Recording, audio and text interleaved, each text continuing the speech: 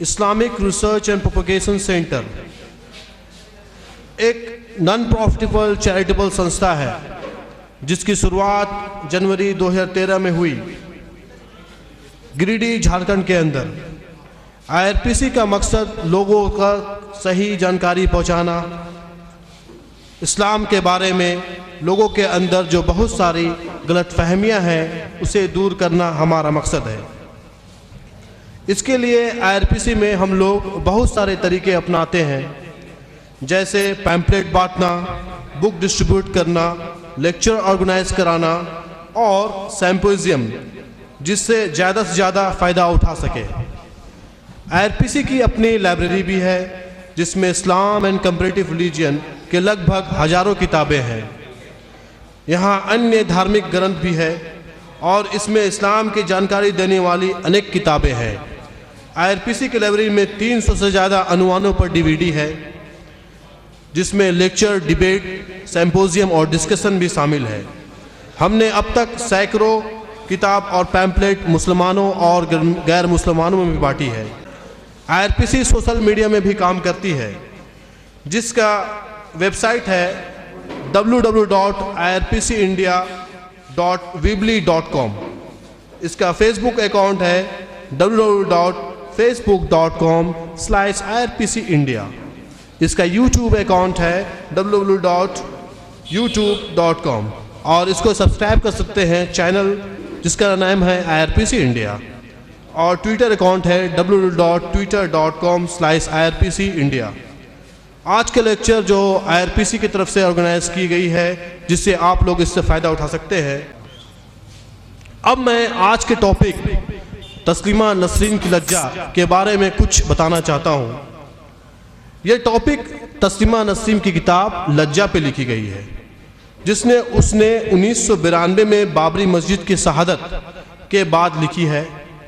इस किताब में उसने इस्लाम और मुसलमानों के खिलाफ बहुत सारी बातें लिखी है जिसकी वजह से उसे बांग्लादेश से निकाल दिया गया और फिर वह इंडिया और वेस्टर्न कंट्रीज ममालिक में अपनी ज़िंदगी गुजार रही है।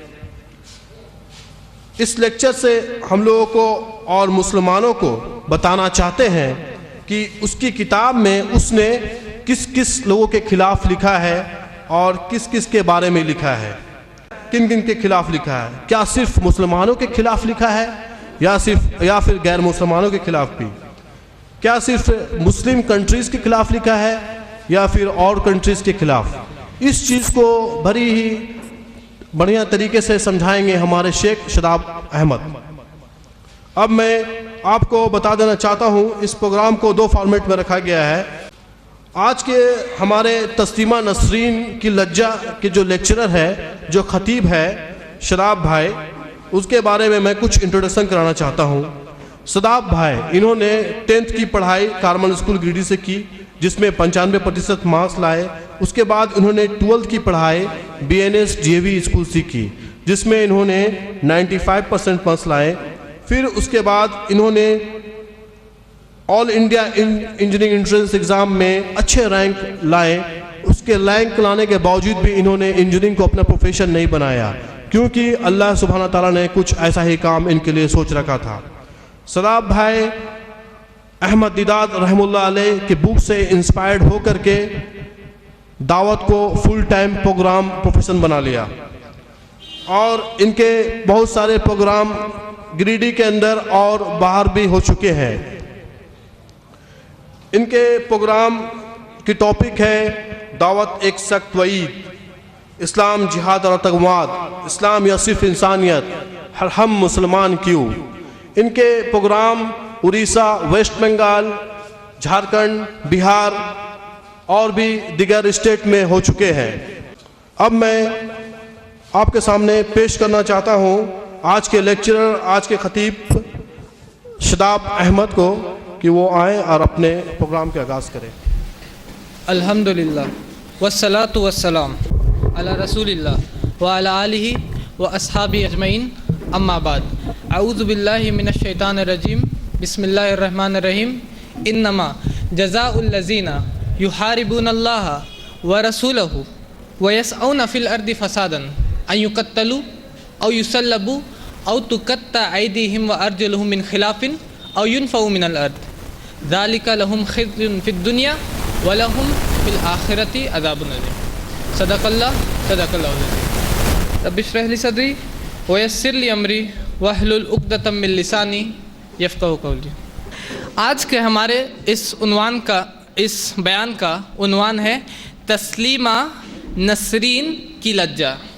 तस्लीमा नसरीन की लज्जा ये एक डुअल टॉपिक है, एक दो तरह से एक टॉपिक है, क्योंकि हम लोगों ने इस टॉपिक को जब एडवर्टाइज़ किया तस्लीमा नसरीन की लज्जा, तो हमने लज्जा को इन्वर्टेड कॉमाज में रखा। लज्जा इन्वर्टेड कॉमाज में क्यों? क्योंकि लज्जा से दो बात है। एक तो तस्लीमा नसरीन की लज्जा का मतलब तस्लीमा नसरीन का बुक लज्जा एक, और तस्लीमा नसरीन की लज्जा का मतलब उसकी हया, उसकी शर्म। क्या उसके अंदर कोई हया है? क्या उसके अंदर कोई लज्जा है? तो इट्स अ डुअल टॉपिक। ये एक दो दुगना टॉपिक है, दो तरह से। इसको हम लोग हिंदी में बोलते हैं एक तीर से दो निशाना, मतलब मैं एक तीर से दो निशाना लगाऊंगा अभी। It's a dual topic. आप लोग सोच रहे होंगे कि ये ऐसा टॉपिक इसने क्यों चुना, वाई दिस टॉपिक, क्यों ऐसा उन्वान? क्योंकि मैं अक्सर इस्लाम एंड कंपेरेटिव रिलीजन की बातें करता हूँ। मैं इस्लाम और तुलनात्मक धर्म, मतलब मैं इस्लाम को और दूसरे धर्मों को कंपेयर करता हूँ और इस्लाम की बातों को लोगों को बताता हूँ। ये मेरा फील्ड है, इस्लाम एंड कंपेरेटिव रिलीजन। लेकिन इसको छोड़ के, इस फील्ड से हट के मैं क्यों ऐसा टॉपिक उठा रहा हूँ, तस्लीमा नसरीन की लज्जा? क्यों? और क्यों इसकी बुक? क्यों नहीं मैं किसी और का बुक उठाता हूँ? जैसे कि मेरे पास ये एक और बुक है, अ गॉड हु हेट्स, एक ऐसा खुदा जो नफ़रत करता है, वफ़ा सुल्तान। एक मुसलमान होके मैंने आज तक इतना रफ़ लैंग्वेज यूज़ करते हुए किसी को नहीं देखा था जो ये लैंग्वेज यूज़ करती। ये औरत वफ़ा सुल्तान, मैं इसे बेवफ़ा सुल्तान कहता हूँ, ये वफ़ा सुल्तान यूज़ करती है। इसका नाम है इस बुक का अ गॉड हु हेट्स। और अल्लाह के लिए ये जो वर्ड्स यूज़ करती है अल्लाह ताला के लिए, उसका मैं यहाँ बोल नहीं सकता, ऐसा ऐसा वर्ड्स इसने अल्लाह के लिए यूज़ किया इस बुक में, अ गॉड हु हेट्स। लेकिन इस बुक को छोड़ के आई एम मलाला को छोड़ के द थॉर्न व्हील, ये एक और बुक है मेरे पास, गुलशन ईस्टर, ये एक पाकिस्तान की औरत है, ये मुस्लिम से क्रिश्चियन बनती है और इसका बुक लिखाता है द थॉर्न व्हील। और एक और बुक है बियॉन्ड द व्हील। ये बुक छोड़ के एक और बुक है मेरे पास, ये है रीचिंग मुस्लिम्स टुडे। ये मुझे रांची में मिला, रीचिंग मुस्लिम्स टुडे, कि आपको मुसलमानों में दावत कैसे करना, आपको मुसलमान को ईसाई कैसे बनाना, इसमें पूरा लिखा हुआ है किस तरह आपको काम करना मुसलमानों में। Reaching Muslims today. ये द इमाम्स डॉटर, इमाम की बेटी क्रिश्चियन बनती है, इमाम की बेटी मुस्लिम से छोड़ के, इस्लाम को छोड़ के क्रिश्चियन बनती है। इन सारे बुक्स को छोड़ के एक साइड रख के मैंने क्यों इस बुक को उठाया, लज्जा, क्यों? तो इसका आंसर है ये आर्टिकल जो टाइम्स ऑफ इंडिया में आता है। ये मेरे पास एक आर्टिकल है टाइम्स ऑफ इंडिया का 8 जनवरी 2014, पिछले साल का आर्टिकल है। इसमें तस्लीमा नसरीन का इंटरव्यू लिया जा रहा है और इंटरव्यूअर तस्लीमा नसरीन से पूछता है कि why this new anger against you, कि क्यों लोग आपसे गुस्सा है, why this new anger against you, why, क्यों? तो वो कहती दिस मुस्लिम्स, दिस फंडामेंटलिस्ट, ये फंडामेंटलिस्ट, दिस फैनेटिक्स, ये लोग none of them read my books और can show evidence from my writings. ये बोल रही है कि इनमें से एक भी शख्स ने मेरा बुक नहीं पढ़ा और ना ही मेरी किताब से कोई दलील दे सकता है, प्रूफ दे सकता है। इट्स अ चैलेंज, ये एक चैलेंज है पूरे मुस्लिम वर्ल्ड को। वो चैलेंज कर रही है कि नन ऑफ देम, तुम में से कोई भी मेरा किताब नहीं पढ़ा और ना ही तुम मेरी किताब से दलील दे सकते हो, ये उसका चैलेंज है। सो आई टुक इट अप, तो मैंने इस बुक को उठाया और मैंने पढ़ा और इसके चैलेंज के रिप्लाई में मेरा ये उन्वान है, तस्लीमा नसरीन की लज्जा। और ये जानती है कि हम मुसलमान, हमने इस बुक को नहीं पढ़ा होगा। देयर आर 3 रीजन्स, 3 वजह है क्यों हमने इस बुक को नहीं पढ़ा होगा। इफ़ एनीवन, कि अगर कोई आप लोग में से कोई शख्स मुझे ये 3 वजह बताएगा क्यों हमने इस बुक को नहीं, क्योंकि वो जानती है हम लोगों को, हम मुस्लिम को, वो हम ही में से एक है, पहले हम ही में से एक थी वो, और वो जानती कि क्यों हमने इस बुक को नहीं पढ़ा होगा। 3 वजह है इसके, 3 रीजंस। अगर आप में से कोई शख्स मुझे ये वजह बताएगा कि क्यों हमने इस बुक को नहीं पढ़ा होगा, या क्यों वो ऐसा कह रही है चैलेंज के साथ कि हमने ऐसे बुक को नहीं पढ़ा होगा। 3 वजह, कोई गेस करेगा? मैं उसको अपना ये DVD 1, 2 दोनों DVD अपना गिफ्ट करूंगा उसको, जो मुझे ये 3 वजह बताएगा क्यों वो कहते हैं कि एक मुस्लिम इस किताब को नहीं पढ़ा होगा। क्यों हमें कोई ऐसा शख्स है यहाँ पे जिसने इस बुक को पढ़ा है? और कोई गेस नहीं करना चाहेगा? मतलब ये DVD आप लोग पैसे ही से खरीदेंगे। 3 वजह। पहला, नंबर 1, अल्लाह ताला कुरान में सबसे पहले वही उतारते हैं। अल्लाह ताला फरमाते इकरा बिस्मि रब्बिकल्लज़ी खलक, पढ़ो अपना रब का नाम लेके जिसने पैदा किया। And we as a whole, हम लोग पूरी उम्मा आज ला इकरा कह चुके हैं। वी डोंट रीड, हम लोग पढ़ते नहीं, हम लोगों ने पढ़ना छोड़ दिया। As a whole we don't read books, हम किताबें नहीं पढ़ते, हम न्यूज़पेपर्स नहीं पढ़ते, हमने पढ़ने का ये चीज़ ही छोड़ दिया। जबकि अल्लाह ताला फरमा रहे इकरा बिस्मि रब्बिकल्लज़ी खलक, पढ़ो अपना रब का नाम लेके जिसने पैदा किया। नंबर 1, वो जानती वी आर ला इकरा, हम लोग पढ़ते नहीं। Number 2, this book cost me 300, इसका दाम 300 है। अ मुस्लिम, हमारा ऑफिस जो शाह मार्केट में है उसके सामने एक रोल का दुकान है फास्ट फूड का। वो लोग 30 रुपये में एक एग रोल देते हैं। अ मुस्लिम विल गो 10 बार वो यहाँ से वहाँ जाके 300 का वो रोल खा सकता है, लेकिन वो कभी भी 300 रुपये अपना बर्बाद नहीं करे इस बुक में। ही विल नेवर, वो कभी भी इस बुक में अपना 300 रुपये बर्बाद नहीं करेगा। वो 10 बार यहाँ से वहाँ ट्रिप लगाएगा और 10 बार वो एग रोल खा लेगा, लेकिन इसमें वो 300 नहीं लगाने वाला है कि नहीं। नंबर 2। और number 3, this is the most boring book, सबसे बोरिंग बुक है जो मैंने आज तक पढ़ा है, सबसे बोरिंग। एक शख्स है जिसका नाम मांझी है, Dashrath Manjhi. He is from Gaya से है। मैं टाइम्स ऑफ इंडिया में उसके बारे में पढ़ रहा था। गया का एक शख्स है मांझी, एक देहात का शख्स है।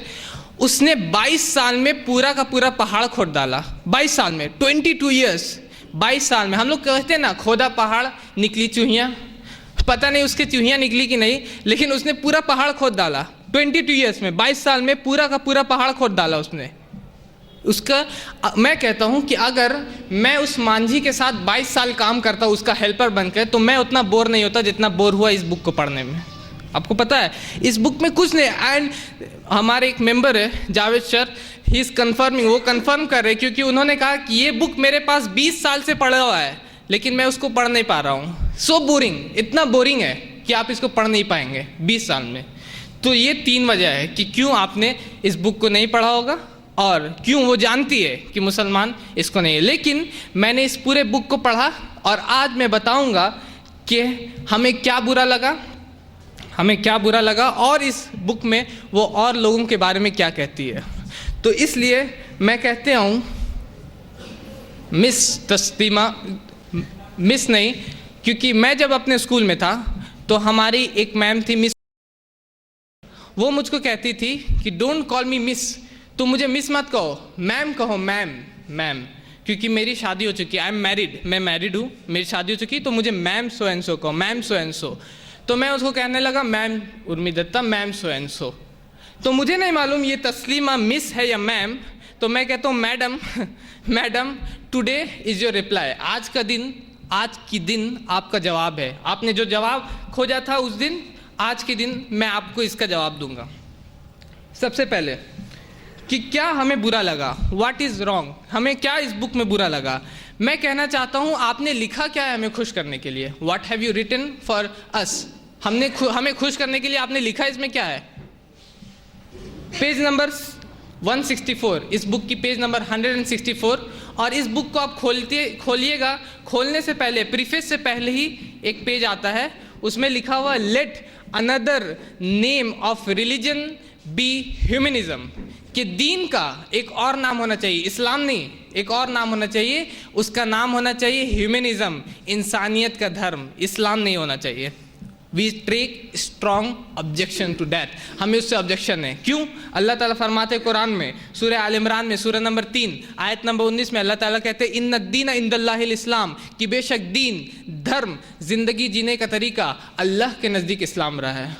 अल्लाह ताला फरमाते सूरह आल इमरान में सूरह नंबर 3 आयत नंबर 185 में अल्लाह ताला फरमाते वमन यब्तगी गैरल इस्लाम दीनन फलन युक़बल मिन व हुवा फिल आखिरति मिनल खासिरीन, कि जो भी इस्लाम के अलावा कोई और धर्म अपनाएगा, चाहे वो कोई भी हो, तो वो उससे हरगिज़ कबूल नहीं होगा और वो आखिरत में नुकसान उठाने वालों में से होगा। तो हमें इससे ऑब्जेक्शन है कि आप कह रहे हैं कि दीन का नाम इस्लाम नहीं बल्कि ह्यूमनिज़म होना चाहिए। और इस पे मैंने पूरा एक लेक्चर दिया है, इस्लाम या सिर्फ इंसानियत, इस्लाम या सिर्फ इंसानियत, इंसानियत होना चाहिए या इस्लाम होना चाहिए, कौन सा ज़्यादा अच्छा है, उस पे मैंने पूरा एक लेक्चर दिया है। अगर आपको इसकी DVD चाहिए तो बाहर ये अवेलेबल है। हम मुसलमानों को और सारे लोग जो धर्म की, दीन की बात करते हैं, वो कहती है पेज नंबर 29 में, this swines, this talk of religion, ये खिंजीर, ये लोग दीन की बात कहते हैं। हमें कह रहे we have strong objections to that, हमें इससे ऑब्जेक्शन है। क्यों आप हमें ऐसे गाली दे रही हैं, है कि नहीं?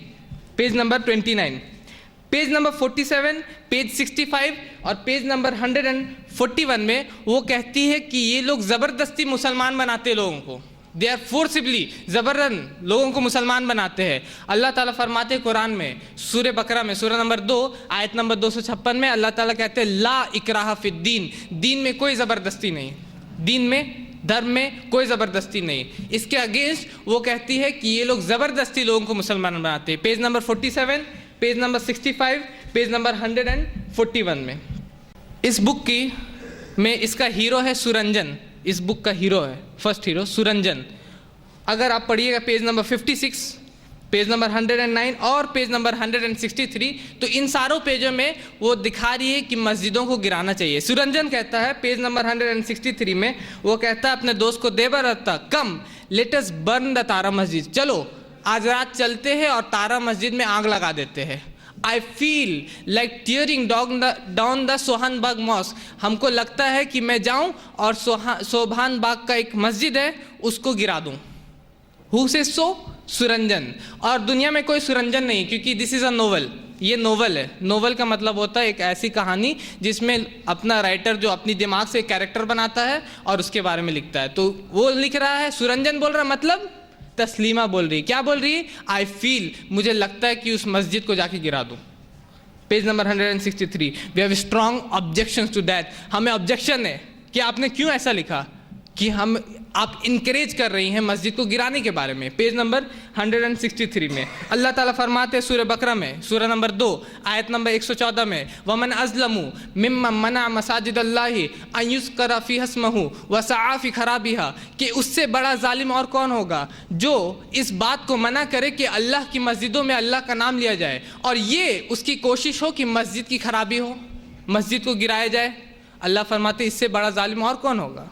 अल्लाह ताला उसी के आगे फरमाते हैं इनके लिए उलाइका लहुम खिज़्युन, इन्हीं के लिए खिज़ ज़िल्लत है, लज्जा है, शेम है, जो ऐसा कहते हैं।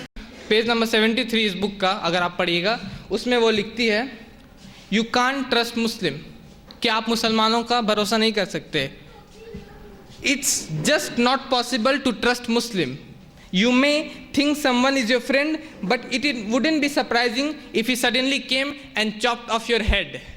कि अगर आपका कोई दोस्त हो मुसलमान, तो ये अजीब बात नहीं होगी कि वो एक दिन आएगा और आपकी गर्दन उड़ा देगा।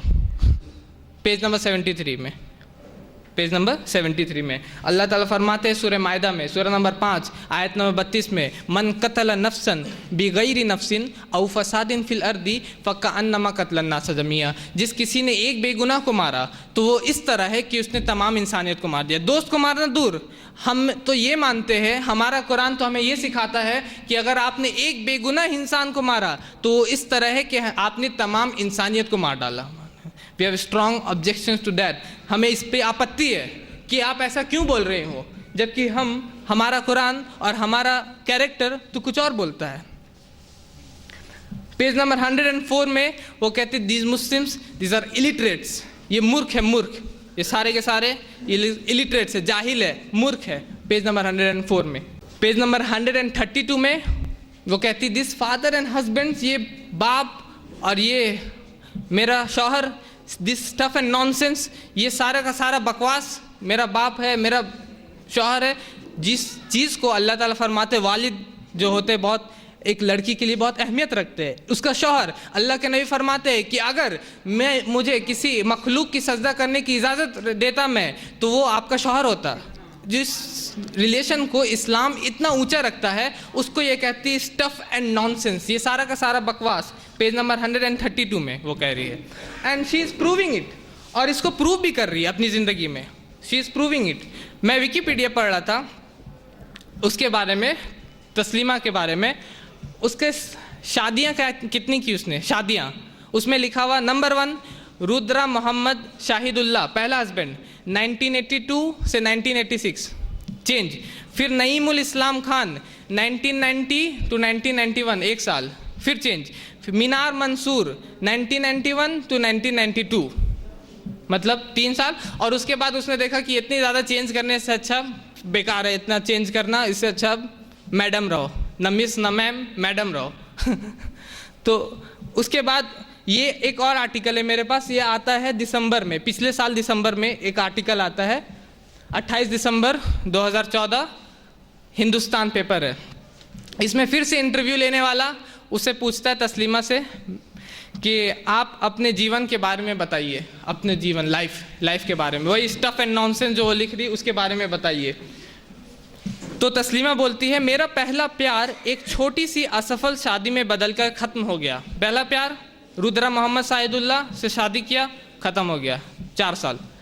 उसके बाद बोलती हर बार मैं बार शादी करती, हर बार ये उम्मीद बांधती हूँ कि यह आदमी उतना गधा नहीं होगा, लेकिन बदकिस्मती से हर बार गधा ही मिलता है।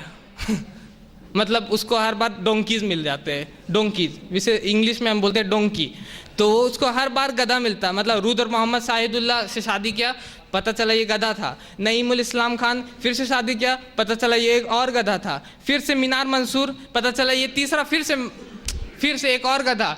मुझे नहीं मालूम ये गधा से कौन शादी कर रहा है। ये तस्लीमा जब गधा से शादी करती तो वो खुद क्या होती मुझे नहीं मालूम इससे।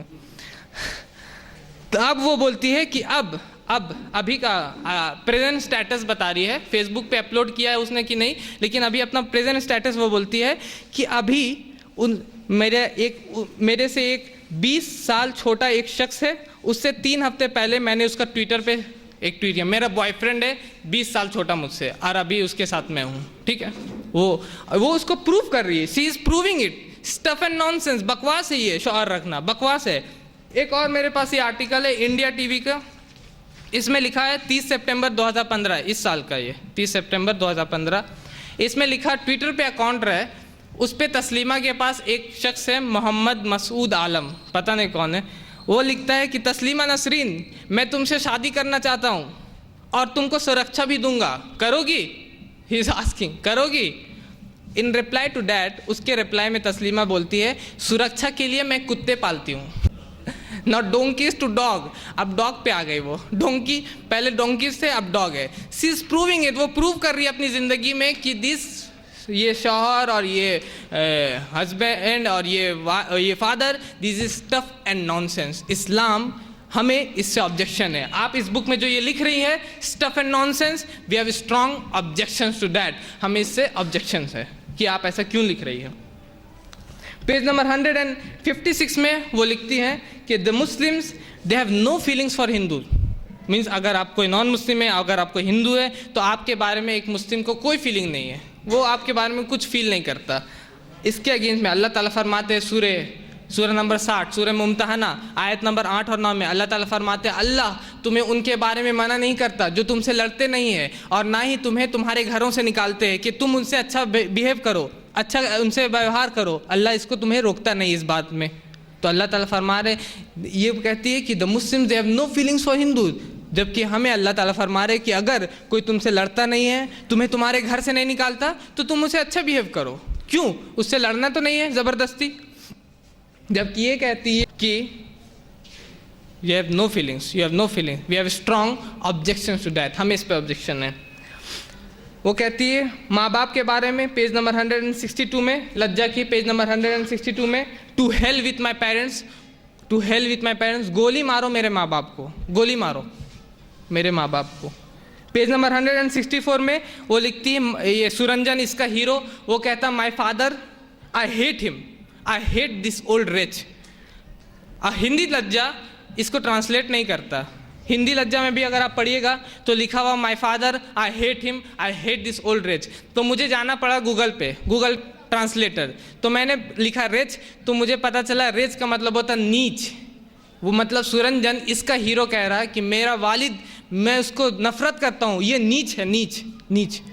अल्लाह ताला फरमाते कुरान में सूरह इसरा में सूरह नंबर 17 आयत नंबर 23 में, वक़दा रब्बुका अल्ला ताबुदु इल्ला इय्याह व बिल वालिदैनि इहसाना, तुम्हारे रब ने ये तुम पे लिखी कि तुम्हें अपने माँ बाप से अच्छा सलूक करना है, उसकी इबादत करो, अल्लाह की इबादत करो और अपने माँ बाप से अच्छा सलूक करो। अल्लाह ताला फरमाते सूरह लुकमान सूरह नंबर 31 आयत नंबर 15 में, ववस्सैनल इंसानु बिवालिदैहि हुस्ना, हमने इंसान पे वसीयत की कि अपने माँ बाप से अच्छा सलूक करे। अल्लाह ताला फिर फरमाते सूरह अनकबूत सूरह नंबर 29 आयत नंबर 8 में, ववस्सैनल इंसानु बिवालिदैहि हुस्ना, हमने इंसान पे वसीयत की कि अपने माँ बाप से अच्छा सलूक करे। तो आप लिख रही हैं अपने माँ बाप से कैसा सलूक करो, to hell with my parents, गोली मारो मेरे माँ बाप को। और इसका हीरो कहता है, कोई विलेन नहीं कह रहा, ये इसका हीरो सुरंजन कह रहा है। We have strong objections to that, हमें इस पे ऑब्जेक्शन है कि आप अपने माँ बाप से ऐसा सलूक करना सिखा रहे, हमें इस पे ऑब्जेक्शन है। अजान पेज नंबर 182 में वो कहती है कि द साउंड ऑफ अजान इज डेफनिंग, ये अजान की आवाज़ें ये बहरी कर देने वाली हैं।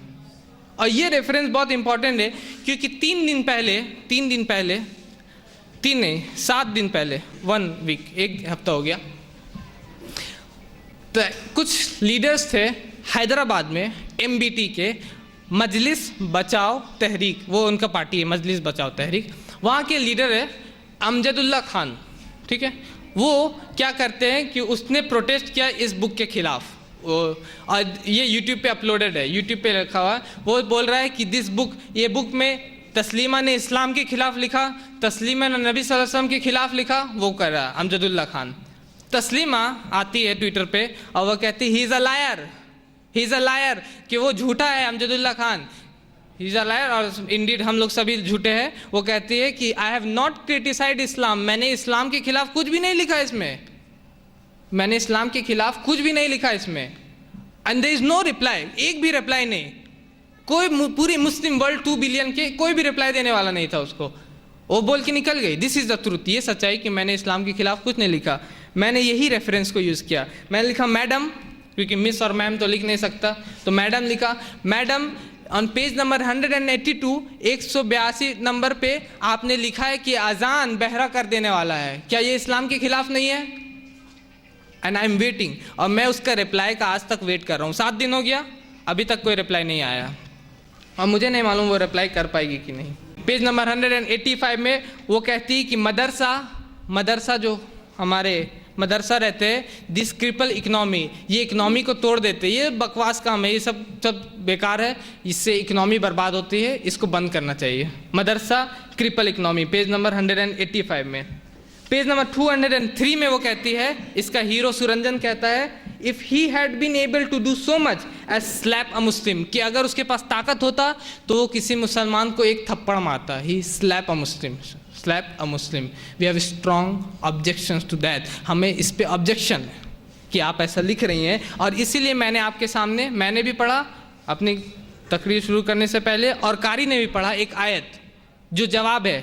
अल्लाह ताला फरमाते सूरह मायदा में सूरह नंबर 5 आयत नंबर 33 में, इन्नमा जज़ाउल्लज़ीना युहारिबून अल्लाह व रसूलहू व यसअउन फिल अर्दि फसादन, कि उनकी सज़ा जो अल्लाह और उसके रसूल से लड़ाई करे और ज़मीन में फसाद फैलाए, ये है अन युकत्तलू, कि उनको कत्ल कर दिया जाए, औ युसल्लबू, या उनको क्रूसीफाई कर दिया जाए। क्रूसीफिकेशन, आपको पता है यहाँ पर क्रूसीफिकेशन लिखा हुआ है, दे शुड बी क्रूसीफाइड, उनको क्रूसीफाई कर दिया जाए, या औ तुकत्ता आइदीहिम व अर्जुलुहुम मिन खिलाफिन, या उनके मुखालिफ जानिब से, मतलब right hand left leg, left hand right leg, उल्टा डायरेक्शन से उनके हाथ पैर काट दिया जाए, औ युनफउ मिनल अर्द, या उनको देश से निकाल दिया जाए। ज़ालिका लहुम खिज़्युन फिद दुनिया, ये उनकी खिज़्युन है, ये उनकी ज़िल्लत है, ये उनकी लज्जा है। अल्लाह ताला भी वही वर्ड यूज़ कर रहे हैं जो ये यूज़ कर रही है, दिस इज़ प्रॉफिटिक। ये अजीब बात है कि दिस इज़, वो भी वही यूज़ कर रहे हैं, ज़ालिका लहुम खिज़्युन, ये उनकी ज़िल्लत, ये उनकी। और अगर आप बंगला कुरान लिखिएगा तो उसमें लिखा हुआ लज्जा,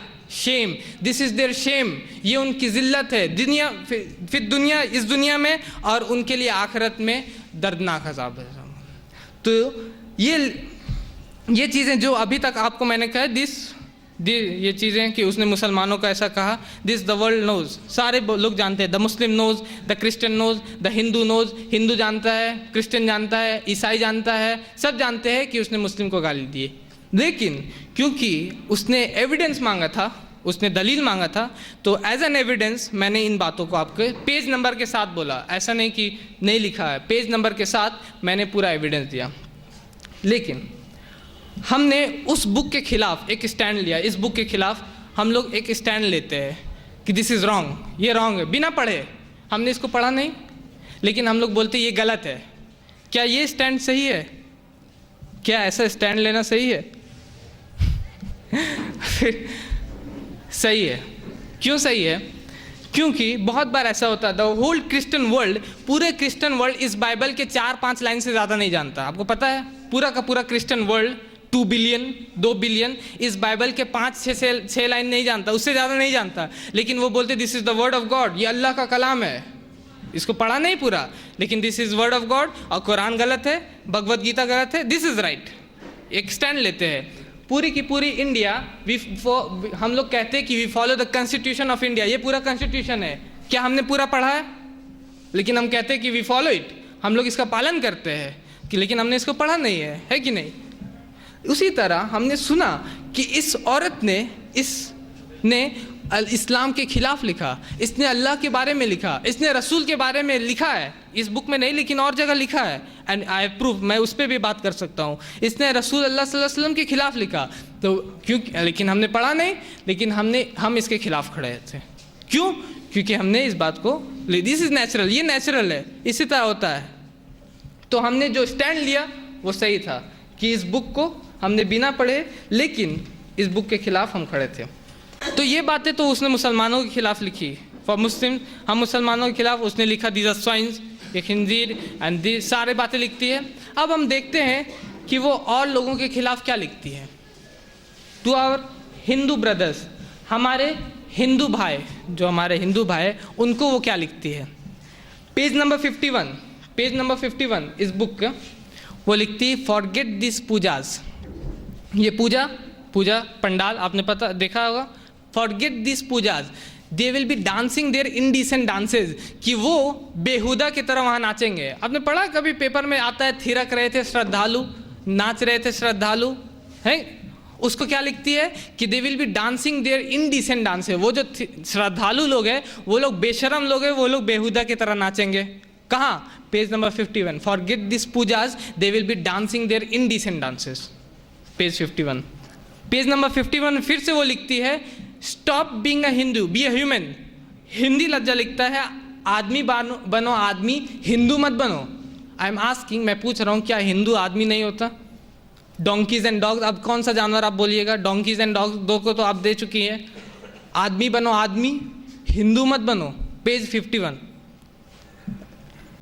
पेज नंबर 83 में वो लिखती है आइडल के बारे में, मूर्ति के बारे में, जिसके बारे में कलबुर्गी, आपने सुना होगा कलबुर्गी का केस। एक शख्स थे, राइटर थे साउथ के, उनको ही वॉज किल्ड, कलबुर्गी। वो लिखती है आइडल के बारे में, why are sitting in front of this idol, तुम इस मूर्ति के सामने क्यों बैठे हो? क्यों? बेकार है। Can will this idol redeem you, क्या ये मूर्ति तुमको कुछ कर पाएगा? कुछ नहीं कर पाएगा, बेकार है, बेकार। Page number 83 of the book. Continued वो लिखती है पेज नंबर 131, इस बुक के पेज नंबर 131 में, the Hindus they are thick skinned, Hindu मोटी चमड़ी के होते हैं, मोटी चमड़ी के, not Muslims, Hindu, they he speaking on Hindu, वो हिंदूज को बोल रही है।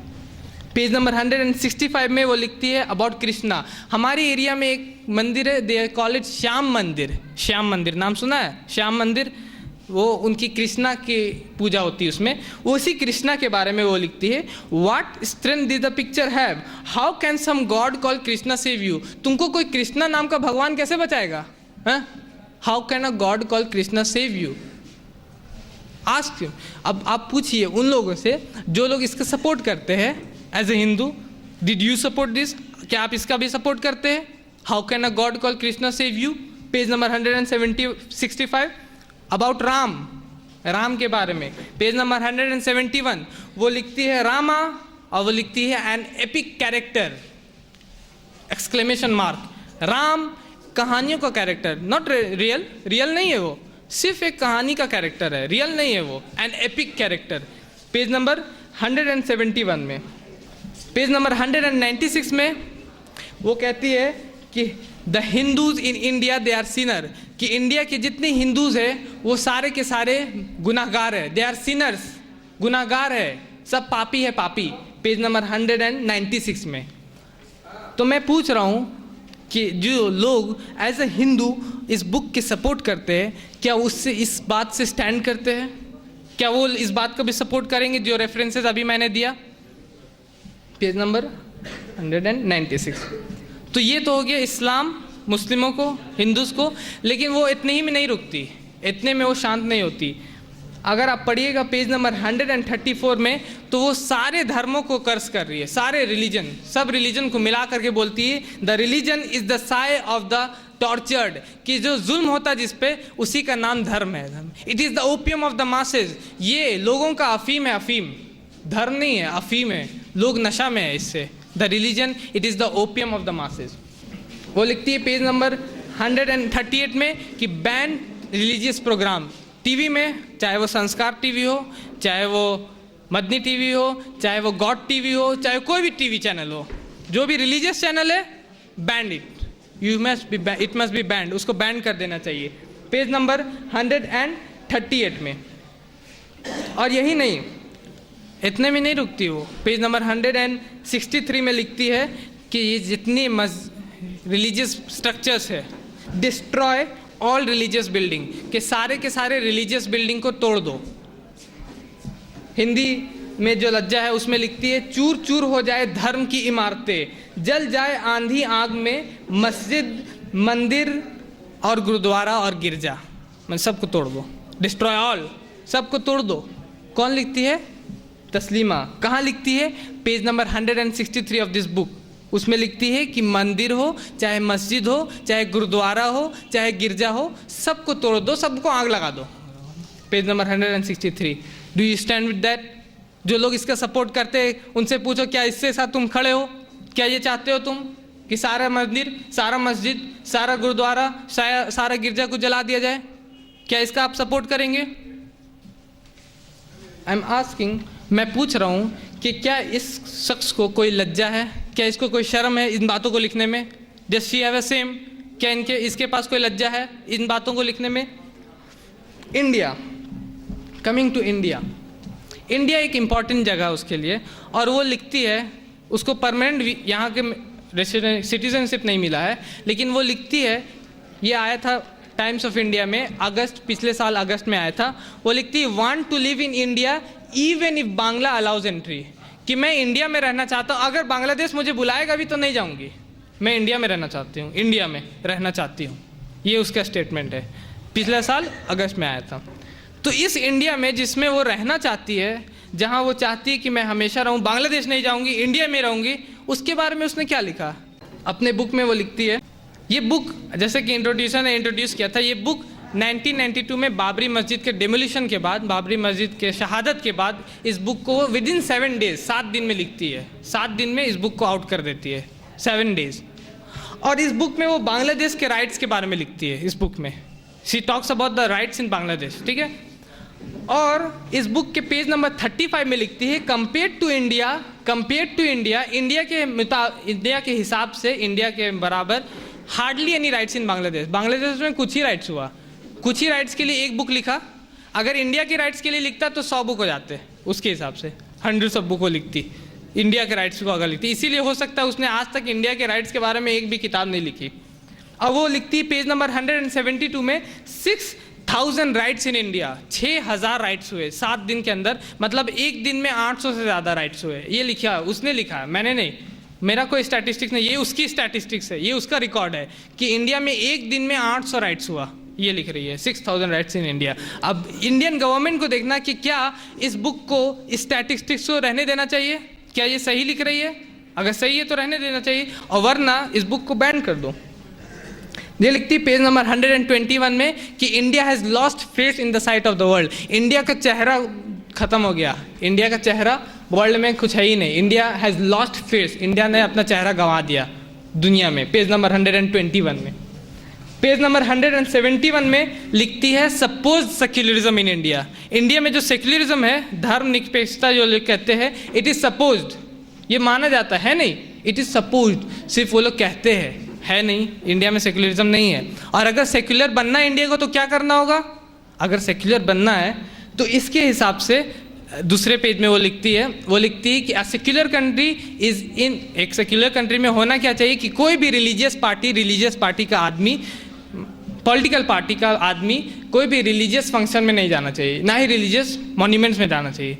मतलब अगर आप सेक्युलर कंट्री में हैं तो आप अगर कोई पॉलिटिकल पार्टी में हैं तो यू कांट गो टू मस्जिद, मस्जिद नहीं जाना है, मंदिर नहीं जाना, गुरुद्वारा नहीं जाना, चर्च नहीं जाना। अगर आप जाते हैं, नो सेक्युलरिज्म, सेक्युलरिज्म नहीं है, ठीक है, सपोज सेक्युलरिज्म है। ये सेक्युलरिज्म इंडिया जो कह रही कि हम सेक्युलर है, इट इज़ सपोज्ड, वो कह रही है नहीं। पेज नंबर 171 में, पेज नंबर 179 में कहती है fascism promoted by the government, fascist है हिटलर, मुसोलिनी, वो है इंडिया का गवर्नमेंट, पेज नंबर 179 में वो कहती है। उसी को कंटिन्यू करके फाइनली वो कहती है पेज नंबर 35 में, India the entire national ethos, India का पूरा इथोस, ऑल इस पॉलिटिकल अनाउंसमेंट, ये का पूरा इसका political announcement, it's supreme court, इसका सुप्रीम कोर्ट, इट्स लोकसभा, इसका Lok Sabha, all is a lot of noise, ये सारा का सारा हल्ला, भिन भिनाहट है, हम कहते हैं हिंदी में भिन भिनाहट है, इन इंग्लिश में से ब्ला ब्ला ब्ला, ओवर, कुछ नहीं है, a lot of noise, it's hot air, ये सिर्फ हवा है, हवा, कुछ नहीं है। इंडिया का पूरा इथोस, पूरा का पूरा पॉलिटिकल पार्टी, इंडिया का सुप्रीम कोर्ट, इंडिया का Lok Sabha, it is nothing, it's hot air. और आप चाहते हैं कि इसे इंडिया में रखा जाए, ये हमारी गेस्ट है, क्या आप ऐसे गेस्ट को चाहते हैं अपने घर में रखना? आपके पास कोई गेस्ट आएगा। और एक फाइनली ये कहती है अपने बुक में, हिंदी के लज्जा में लिखा, फाइनली वो कहती है, सुधामय, एक और जो इसका हीरो है, वो कहता है इंडिया मानो, एक विचित्र शब्द सुना हो उसने, मानो इंडिया एक अश्लील शब्द है, इंडिया एक अश्लील शब्द है। इंडिया को कंपेयर कर रही किससे? अश्लील शब्द से, बेहुदा शब्द से। एंड यू वांट दिस, और आप चाहते हैं कि इसे इंडिया में रखा जाए। बांग्लादेश, जिस कंट्री से इसको फेंका गया बाहर, उसके बारे में क्या लिखती है ये भी सुन ले। वो कहती है, God for second country, page number 97 में, कि ये एक ऐसा कंट्री है जिसको खुदा ने छोड़ दिया, गॉड फॉर सेकेंड कंट्री, इसको खुदा ने छोड़ दिया है बांग्लादेश के बारे में। ढाका जो बांग्लादेश का ये है कैपिटल है, उसको लिखती है पेज नंबर 133 में, अ सिटी ऑफ टेरर, एक आतंक का शहर है, अ सिटी ऑफ टेरर लिखती है वो पेज नंबर 139 में बांग्लादेश के होम मिनिस्टर को, कि the home minister is a traitor, गद्दार है गद्दार, पेज नंबर 139 में। मैं कहता हूँ कि क्या ऐसे शख्स को अपने कंट्री में रहने देना चाहिए, जो अपने होम मिनिस्टर को ट्रेटर कह रही है, जो कह रही ढाका सिटी ऑफ टेरर, एक आतंक का शहर है। और इस बुक में मैं कहता हूँ, इस नोवेल के बारे में, it is the best novel on communalism, कि जो लड़ाई झगड़ा सिखाने वाला सबसे अच्छा बेस्ट बुक है ये। अगर आपको लड़ाई और झगड़ा सिखाना लोगों को, this is the best book on communalism. और इसके अंदर जो इंडिसेंसीज है, इंडिसेंसीज बोला जाता है बेहुदा बातें, उसको मैं पढ़ नहीं सकता यहाँ पे, आई विल नॉट रीड, मैं पढ़ूंगा नहीं। लेकिन अगर मुझे ये मौका मिला कि मैं उसके बात कर सकूं डायरेक्ट, तो मैं इसको यू कोट कर सकता हूं। लेकिन मैं अभी यहाँ चाहता नहीं कि उन बेहुदा बातों को यहाँ पर रखूं, जो बेहुदा बातें वो लिखती है अपने page number 114, page number 210, page number 200 में। ऐसी बातें यू कैनॉट रीड, और यू विड नॉट लाइक, कि आप ये नहीं चाहेंगे कि आपके बच्चे भी इसको पढ़े, नॉट लाइक। तो आप पूछ सकते हैं उन लोगों से जो इस बुक को खरीद के घर ले जाते हैं कि आप क्या चाहते हैं, कि क्या आपके बच्चे ऐसे बुक को पढ़े, क्या आप चाहते हैं कि आपके बच्चे इसको पढ़े कि फॉरगेट दिस पूजाज, इन पूजा को भूल जाओ, ये बेहुदा लोग नाचेंगे। We have to ask them, हम लोगों को उनसे पूछना होगा। और इसका हीरो मैंने कहा सुरंजन है, इस बुक का हीरो सुरंजन है। तो मैंने एक कलेक्शन तैयार किया कि सुरंजन कैसा है, कैसा है सुरंजन, मैंने कलेक्ट किया। मैं कलेक्शन को रीड कर रहा हूँ। सुरंजन, उसका हीरो, अ गैम्बलर, जुआ खेलने वाला, पेज नंबर 81। मैं जस्ट कोट कर रहा हूँ, मैं पढ़ रहा हूँ, मैं अपने तरफ से कुछ नहीं जोड़ रहा हूँ इसमें। अ गैम्बलर, जुआ खेलने वाला, अ ड्रिंकर, पेज नंबर 162, शराब पीने वाला। जब उसकी बहन का अपहरण हो जाता है, तब भी वो शराब पीता है, घर में शराब पीता है। A gambler, a drinker, page number 162। Cursing parents, अपने माँ बाप को कहता है शट अप यू रिच, तुम नीच, यू फूल, पेज नंबर 200, तुम झूठे, तुम मूर्ख, you fool. A love Guru, page number 132। Communal, page number 154। Loafer, page number 166। और वो गालियों को यूज़ करता, मैं जो यूज़ नहीं कर सकता, पेज नंबर 179। इमोरल लिखा हुआ, Suranjan is immoral, page number 183। A rapist, page number 201। Like a dog, कुत्ते की तरह, पेज नंबर 205। मुझे नहीं मालूम ये कुत्ता वही है जिसके रक्षा करता है इसका, लेकिन ये like a dog, page number 205। और इस तरह वो लिख रही है। अरबी में कहा जाता है, इंग्लिश में कहते हैं if such are the priest god bless the congregation, कि अगर इमाम इस तरह है तो मुक्तदी का क्या कहना है कि नहीं। अगर आपका हीरो इस तरह का है तो आपके लोगों का क्या कहना। मैंने आपको दिखाया कि किस तरह वो पूरे की पूरी बातों को लिख रही, नॉट अगेंस्ट मुस्लिम, सिर्फ मुस्लिम के खिलाफ नहीं, against Hindu, against other religion, सारे धर्मों के खिलाफ, अगेंस्ट बांग्लादेश, अगेंस्ट इंडिया के खिलाफ। तो मैं पूछ रहा हूँ, I am asking, does she have any shame, कि क्या उसके अंदर कोई लज्जा है, क्या उसके अंदर कोई शर्म है इन बातों को लिखने में। जो कंट्री उसको रखता है उसे सिटी ऑफ टेरर कहती है, जो कंट्री उसको पनाह दे रहा है उसको कहती है all it's ethos is nothing but hot air, इसकी सारी की सारी बातें कुछ नहीं है, हवा है हवा, कम्युनल। तो मैं बोल रहा हूँ कि शी हैव नो शेम। दो उसी पे मैं कह रहा हूँ तो तस्लीमा नसरीन की लज्जा, शी हैव नो शेम। उसने बुक तो लिखी लज्जा, लेकिन उसके अंदर भी कुछ लज्जा नहीं, कोई शर्म नहीं, कोई हया नहीं। और इसका वर्डिक, इस्लाम इसके बारे में क्या कहता है, तो उसके बारे में मैंने कोट किया सूरह माइदा सूरह नंबर 5 आयत नंबर 33 में, इन्नमा जज़ाउल्लज़ीना युहारिबूना अल्लाह व रसूलहू व यसअउना फिल अर्दि फसादन अन युक़त्तलू औ युसल्लबू औ तुक़त्ता अयदीहिम व अर्जुलुहुम, कि जो अल्लाह और उसके रसूल के खिलाफ लड़ाई लड़े तो उनकी सज़ा ये है जो मैंने पढ़ा। क्योंकि लोग हमसे पूछते हैं, the people are asking us, हमसे पूछते हैं जब भी हम लोग काम करने जाते दावत का, कि क्या आपने लज्जा पढ़ा, and she is telling none of them read my books.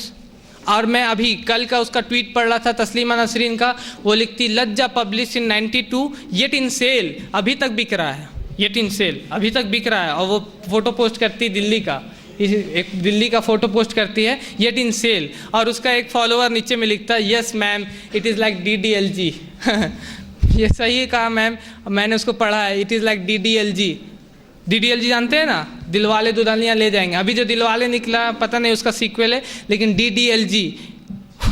तो आई am asking have you read the book. अब जो आपसे पूछेगा कि आपने ये किताब पढ़ी, तो अब आप उनसे पूछो कि have you read the book, क्या आपने किताब पढ़ी है। And if you have read, अगर आपने पढ़ी है तो क्या पढ़ी है, यही फॉरगेट दिस पूजाज, इन पूजाओं को भूल जाओ, इसमें बेहुदा लोग नाचेंगे, how can a god call Krishna save you, Ram an epic character, have you read the book. अब उनसे पूछने का हम लोग का बारी है कि क्या आपने किताब को पढ़ा है, क्या आप जानते हैं इसमें क्या लिखा है कि नहीं। विद दिस वर्ड, तो इन बातों के साथ मैं अपने बात को ख़त्म करूँगा और मैं कोट करूँगा कुरान की आयत को, सूरह अंबिया सूरह नंबर 21 आयत नंबर 18। अल्लाह ताला फरमाते बल नक़ज़िफ़ु बिल हक़्क़ि अलल बातिल फ़यदमग़ुहु फ़इज़ा हुवा ज़ाहिक़, नहीं हम हक़ को बातिल पे दे मारते हैं और वो उसके सर को फोड़ देता है और उसका खात्मा हो जाता है। वलकुमुल वैलु मिम्मा तसिफ़ून, और तुम्हारी लिए खराबी है जो तुम बेहुदा बातें, जो तुम अल्लाह पे वैल, जो तुम झूठी बातों को लिख रहे हो। वाखिर दावाना अनिल हम्दुलिल्लाहि रब्बिल आलमीन। सवाल जवाब शुरू होने से पहले मैं कुछ कानून बता देना चाहता हूँ। जो गाइडलाइन है सवाल जवाब का, क्वेश्चन जो आप हजरात करेंगे वो टॉपिक पे होना चाहिए। अपना सवाल एक लाइन में कीजिएगा और उसको लेक्चर या डिबेट नहीं बनाइएगा। मसला मसाइल पे कोई सवाल नहीं ली जाएगी। आपके सवाल को रद्द करने का पूरा हक मुझको है, यानी मेरे चेयरपर्सन को है। सवाल करने से पहले अपना नाम और प्रोफेशन बता दे दें। एक क्वेश्चन माइक और एक क्वेश्चन चीट से लिया जाएगा। क्वेश्चन नहीं हो पर चीट सवाल पहले लिया जाएगा। पहले मैं क्वेश्चन जो है माइक से लूँगा, उसके बाद चीट से लूँगा। आपके सामने जानिब में एक माइक लगी है, वहाँ पे आप आके सवाल कर सकते हैं, या फिर आप मेरे वॉलंटियर्स लेके घूम रहे हैं चीट्स, उसमें आप सवाल लिख करके भेज सकते हैं। यहाँ तक मुमकिन कोशिश की जाएगी आपके सवालों को जवाब देने का। पहला प्रेफरेंस जो है वो गैर मुसलमानों को दी जाएगी, उसके बाद मुस्लिम को दी जाएगी। अगर कोई नॉन मुस्लिम भाई है तो वो क्वेश्चन करने का उसको भी मौका मिलेगा। अब आपको रूल्स क्लियर है तो आप हजरात में कोई आके सवाल करना चाहता है तो सवाल कर सकते हैं इस माइक पे या चीट के जरिए। आपने कहा कि इस्लाम में तस्लीमा जैसे लोगों को मारने का हुक्म है, पर ईसाई धर्म और भी धर्म में तो अपने दुश्मनों को भी माफ कर देने का बात पाई जाती है। भाई का सवाल है कि मैंने कहा कि इस्लाम में तस्लीमा नसरीन जैसे लोगों को मारने का हुक्म, मैंने जो आयत पढ़ी सूरह माइदा सूरह नंबर 5 आयत नंबर 33 में लिखा हुआ है कि जो लोग अल्लाह और उसके रसूल के खिलाफ जंग करे तो अयुकत्तलु, तो उनको कत्ल कर दिया जाए, औ युसल्लबु, या उनको सूली पे लटका दिया। सिर्फ कत्ल नहीं, और भी ऑप्शंस है उसमें, ठीक है। और ये ब्लास्फेमी जो होता है, ये जो होता है इस्लाम में, जो इस्लाम में अल्लाह और उसके रसूल से जंग करता है, वो एक गवर्नमेंट के खिलाफ लड़ाई होती है। दिस इज़ अ लड़ाई, ये जो जंग करता है वो अल्लाह और रसूल, मतलब वो हाईएस्ट अथॉरिटी होते हैं, गवर्नमेंट होते हैं। और अगर आप दूसरे रिलीजन पढ़िएगा, जैसे ये बाइबल मेरे पास यहाँ मौजूद है, तो लोग ये सोचते हैं कि इसमें सिर्फ माफ़ कर देना लिखा होगा, लेकिन आपको पता है अगर आप इसमें पढ़िएगा एक्सोडस चैप्टर 22 वर्स नंबर 18, तो उसमें लिखा हुआ, मैं पढ़ रहा हूँ, चैप्टर 22 वर्स नंबर 18, उसमें लिखा है कि thou shall not suffer a witch to live, कि आपको किसी भी चुड़ैल को, डाइन को, आपने पढ़ा पेपर में डाइन को मार दिया गया, कुछ दिन पहले आ रहे थे, बहुत एपिडेमिक हो गया था। Thou shall not suffer a witch to live, अगर कोई विच है, अगर कोई जादू करने वाली है, आपको उसको छोड़ना नहीं है, यू शुड किल हर, आपको उसको मार देना है। एंड वो कहता, फिर फर्दर कहता है, whosoever lieth with a beast, जो भी एक जानवर के साथ सोता है, इट शुड बी डेड, उसको भी मार दो। एंड वो फिर further continue, he that sacrifices to any god, कि जो भी किसी और खुदा को बलिदान, किसी और खुदा के नाम पे ज़बह करता है, he should be surely destroy, उसको भी ख़त्म कर दो। दिस इज़ बाइबल, ये बाइबल है। Exodus chapter 22 verse number 18, 19, 20। और अगर आप ब्लास्फेमी, जो हमें डिस्कशन है, हमारा टॉपिक है, उसके बारे में पढ़िएगा, Leviticus chapter number 24 verse number 16, तो बाइबल कहता है कि one who blasphemed the name of the Lord, कि जो भी खुदा के खिलाफ ब्लास्फेमी करता, उसके नाम के खिलाफ गलत बात कहता है, he shall be surely put to death, उसको ज़रूर मार देना चाहिए। He shall be surely, and all the congregation, और सारे लोग को देखना चाहिए कि दिस शुड बी डन, और इसको देना करना है, और he shall be surely put to death. This is Bible.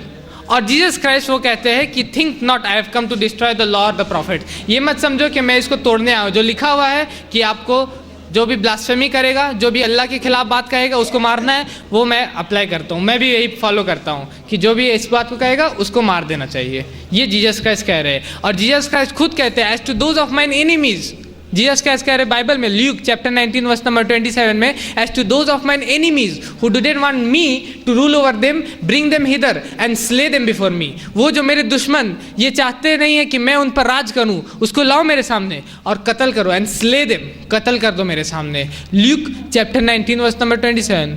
कहाँ फॉरगिवनेस? इट्स बिकॉज ये इसलिए होता है क्योंकि हमेशा उसको उल्टा तरीका से पोर्ट्रे किया जाता है, टर्न योर राइट चीक, कि अगर कोई तुम्हें एक गाल में मारे तो दूसरा गाल भी दे दो, ये उन लोग पोर्ट्रे करते हैं, लेकिन उसका दूसरा हिस्सा पोर्ट्रे नहीं करते।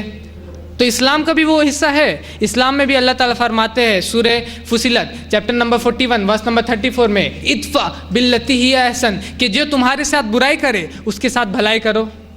लेकिन इसका मतलब ये नहीं कि अगर आपको कोई बोले, अगर आपकी बहन को कोई छेड़े तो आप ये बोलिए कि नहीं मेरे घर में एक और बहन है मैं उसको भी लाता हूँ। क्या आप ये कहिएगा? ऐसा कीजिएगा? बुराई कर रहा उसके साथ मैं भलाई करता हूँ और एक ला के देता हूँ उसको, नहीं ना, क्योंकि उसका एक लिमिट होता है। दैट्स अ लिमिट, उसका एक लिमिट होता है। किस बात पे बोला जा रहा है? जो तुम्हारे साथ बुराई करे, एक आम दुश्मनी की बात है कि अगर कोई तुम्हारा दुश्मन बना हुआ, जानी दुश्मन बना हुआ, ऐसी दुश्मन है तो उसके साथ कुछ भला कर दो तो देखो तुम लोग दोस्त हो जाओगे आपस में। उसके बारे में बात हो रही है, इस बारे में बात नहीं हो रही है कि नहीं? तो उसी तरह जब जीसस का कहते हैं टर्न योर अदर चीक, दूसरा गाल दे दो, तो वो किसी कॉन्टेक्स्ट में किसी बारे में बात कर रहे थे, क्योंकि यहूदी लोग जो उस वक्त यहूदी थे, उस वक्त के यहूदी स्ट्रिक्ट हो गए थे।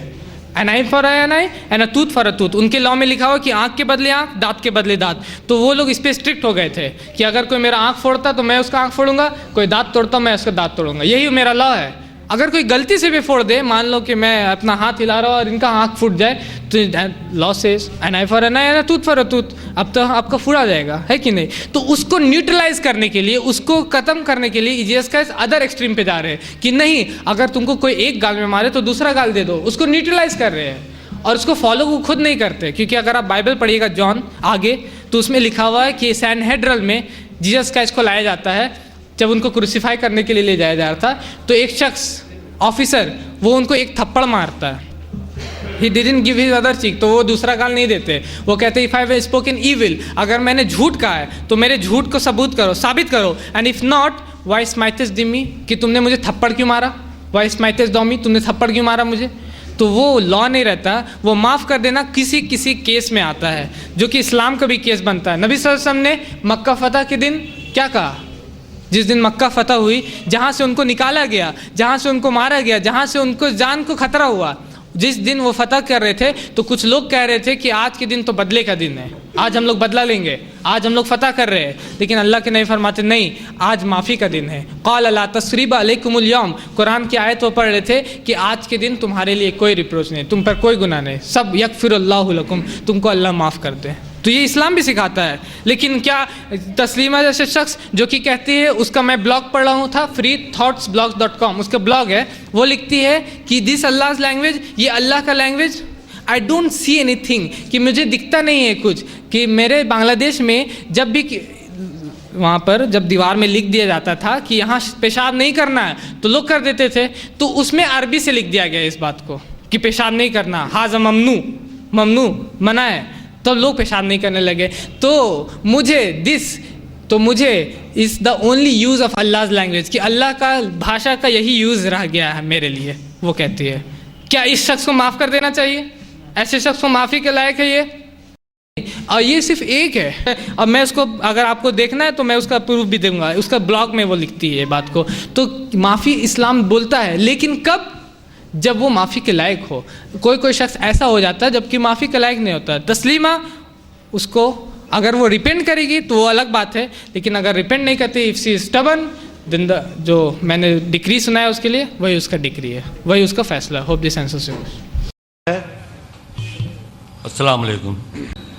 पूरी दुनिया एक कानून के तहत चलती है, चाहे वो नेशनल लॉ हो, पर्सनल लॉ हो, वगैरह वगैरह। तो आज कितने अरसे से मैं इसके बारे में सुन रहा हूँ, इसके खिलाफ कोई भी कानूनी कार्रवाई नहीं की गई इसके खिलाफ। सबसे पहले मैंने आप लोगों से पूछा कि क्या आपने इस बुक को पढ़ा है, तो कितने लोग हाथ उठाए? अभी भी हाथ उठा सकते हैं आप लोगों में से कितने शख्स ने इस बुक को पढ़ा है? लेकिन इस बुक को मैं बोल, क्योंकि अक्सरियत इसको पढ़ी नहीं, जानती नहीं किस तरह इसको यूज़ किया जाए। और मैं भी पूछ रहा हूँ लोगों से, मैं मुस्लिमों से पूछ रहा था कि क्या आपने इस बुक को पढ़ा है? तो बोलते यस मैंने पढ़ा है। तो मैं पूछता हूँ क्या पढ़ा है? तो बोलते बेकार बुक है, बेहुदी बातें हैं, इतनी ही, इससे ज़्यादा उनसे मैं जवाब नहीं पाया था मालूम। लेकिन मैं ये चाहता हूँ कि अब किया जाए, अब जाके बोला जाए उन लोगों को कि इस बातों को लिखा गया है। मैं अब चाहता हूँ कि ऐसे बोला जाए जिस तरह की मैं बोल रहा हूँ कि आपके बारे में ऐसा लिखा है, इंडिया के बारे में ऐसा लिखा है, और आपके बारे में इन सारों बातों को लिखा है, और कहाँ कहाँ FIR किया गया, उसके खिलाफ कितने। मैं पढ़ता हूँ, मेरे पास पेपर में आर्टिकल्स आते हैं। कुछ दिन पहले यूपी में FIR किया गया था, उससे पहले कुछ और FIR किया गया था, उसके खिलाफ फतवा आते हैं।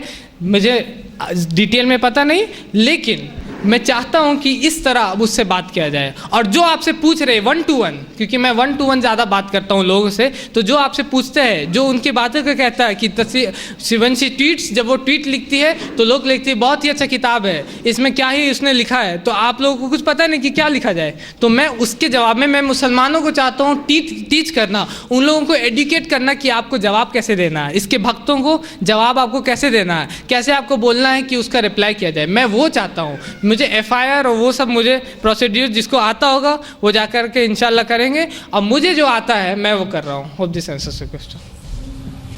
My name is Muhammad Ahsanul Haq and I'm a student. My question is that earlier 20 or 25 days, former Finance Minister P. Chidambaram says that the book written by Salman Rushdie, The Satanic Verses, and it was banned when the Congress are in ruling government, and it was not a correct decision taken by Rajiv Gandhi. So what do you think that what kind of message this political member are trying to give to the people by saying this type of statement? भाई का सवाल है कि कुछ दिनों पहले एक शख्स, इंडिया के मिनिस्टर पी चिदम्बरम, तो वो कह रहे कि पी चिदम्बरम ने कह दिया कि जो राजीव गांधी ने सलमान रुश्दी के बुक सैटेनिक वर्सेस को बैन किया था वो एक गलत डिसीजन था, इट्स अ रॉन्ग डिसीजन। मैं कहता हूँ फिर से पी चिदम्बरम से, क्योंकि ये बुक बैंड है इंडिया में, सैटेनिक वर्सेस इज बैंड। एक शख्स आता है मेरे पास, कुछ दिनों पहले बुक फेयर में हम काम कर रहे थे, वो आता है मेरे पास, वो कहता है कि क्या आपने पढ़ा है सैटेनिक वर्सेस? देखो यहाँ बुक बैंड है, it's band in India, India में बैंड है, तो मैं उसको खोल के पढ़ नहीं सकता, इट्स नॉट पब्लिश्ड। लेकिन PDF वर्जन है तो पढ़ा जा सकता है, लेकिन क्या पढ़ूंगा उसमें भी? अगर आप पढ़िएगा, अगर पी चिदम्बरम मान लीजिए उसको पढ़ेंगे तो क्या पढ़ेंगे? वो लिखता है निगर, निग्रो मैन, ब्लैक मैन ईट वाइट मैन शिट। निगर काला आदमी, गोरा आदमी का शिट मतलब गोबर, आदमी का गोबर उसको बोला जाता है shit. He eat white man shit. P Chidambaram भी उसके हिसाब से काली ही है, वी आर ब्लैक, मैं भी ब्लैक हूँ। क्या पी चिदम्बरम इसके साथ खड़े रहेंगे? क्या वो कहेंगे कि yes he is right, nigger eat white man shit and he says black shit is bad, कि काले आदमी का गोबर खराब होता है, वाइट अच्छा होता है उसके, क्योंकि वो गोरा बन चुका है लंदन जाके तो उसका अच्छा है, और ब्लैक शिट इज बैड। और वो खुद अपने बुक में सबको गालियाँ दे रहा है। London first page, Satanic Verses first page, London भाई these, I can use the word, मैं यूज़ नहीं कर सकता हूँ वो वर्ड को, वो गाली दे रहा है पूरे लंडनर्स को, अमेरिकन्स को, हिंदी में भी इंग्लिश में भी। किसको? American, this American and father uncle cousin king American. Father, अगर आप इसको निकाल दीजिएगा सारा वर्ड को और सिर्फ पहले लेटर को लेते जाइएगा तो वो गाली आ जाएगा। Father uncle cousin king American, mother father uncle cousin king Americans, sister father uncle cousin king Britain, Londoners. वो कह रहा है अपने बुक में। क्या ये वो लोग इसको एक्सेप्ट करते हैं? वो कहते हैं हाँ हो सकता है, हम हो ऐसे, है कि नहीं? वो क्या पी चिदम्बरम इसके साथ खड़े रहेंगे? क्या इन बातों को वो एक्सेप्ट करते हैं? पी चिदम्बरम क्या उस बातों को एक्सेप्ट करेंगे वो? And if you can accept, वो इसको साबित करें, प्रूव, अगर प्रूव भी कर सके निगर ईट वाइट मैन शिट, तो हम देखेंगे कि उसको बैन को हटा देना चाहिए, अगर वो उसको प्रूव कर सके तो। और वरना वो बुक को जो बैन किया गया था, that's the most, India was one of the first country, India आपको पता होना चाहिए सबसे पहली कंट्री थी जो उस बुक को, उससे ज़्यादा गंदा किताब नहीं होगा, उसमें जो गालियाँ वो दे रहा है हिंदी में। He writes a book in English and he swears in Hindi. वो इंग्लिश में बुक लिखता है और हिंदी में गालियाँ हम लोग जो यूज़ करते हैं उन गालियों को वो लिखता है, और इंग्लिश में ही लैप्स इट अप। वो बहुत मज़ा आ रहा है उसको सुनने में, उसको अच्छा लग रहा है हिंदी की गालियाँ सुनने का, जो हम लोग यूज़ करते हो हमारे यहाँ के लोग। जो आप नालियों की तरफ जाइएगा तो आपको सुनाई देगा वो गालियाँ वो अपने किताब में लिख रहा है, and he wins the Booker prize. उसको बुकर प्राइज़ दिया। क्यों? क्योंकि उसने मुस्लिम को गाली दी, इसलिए उसको बुकर प्राइज़ मिल जाता है। लेकिन अगर आप पढ़िएगा उसको, then he swears, British man को सर्व करता है, अमेरिकन को, मार्गरेट थैचर, उसको लिखता है मार्गरेट थैचर टॉर्चर, और वो सारी बातें वो लिख रहा है जो कि मैं यहाँ पर फिर से नहीं। लेकिन अगर हमें ये मौका मिले, और अगर आपको पता हो Sheikh Ahmed Deedat, he was just asking for 5 minute, वो बोलते कि मुझे BBC पर थोड़े से वक्त दे दो, 5 मिनट्स दो मुझे, मैं सिर्फ बताना चाहता हूँ कि रुश्दी क्या कहा था। And the BBC, the freedom of expression सारा खत्म हो जाता उस वक्त। वो लोगों ने 5 मिनट, और ही वॉज पेइंग, वो उनको पे कर रहा था 50,000 पाउंड्स वो उनको दे रहे थे इस बात के लिए, and they can't stomach it, वो इस बात को हजम नहीं कर पाते। उन बात को हज़म नहीं कर पाते जो वो बोलते हैं उस वक्त, क्योंकि उस वक्त जब हमको मौका मिलेगा तो हम सारा का सारा सही से बोलेंगे, फादर अंकल कज़न किंग नहीं करेंगे उस वक्त जो स्पीड है, I will call it speed, उस वक्त मैं सारा का सारा सही बात बोलूँगा और उसको वो ब्रिटिशर्स लोग और ना ही अमेरिकन उसको हज़म कर पाएंगे। Hope this answers your question. हमारा एक सवाल है कि आज इतने दिनों के बाद तस्लीमा नसरीन के लज्जा पे क्यों नींद टूटी? एक इसी सवाल यही सवाल है, क्यों नींद टूटी?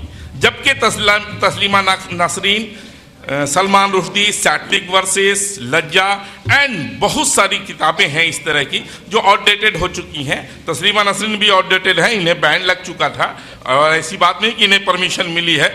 ज़रूरत क्या थी कि मुसलमानों को इसके लिए जागरूक किया जा रहा है? क्या तस्लीमा नसरीन की लज्जा को बेचने की या उसको पॉपुलर करने की, उसको प्रोपेगेट करने की ये कोशिश है क्या?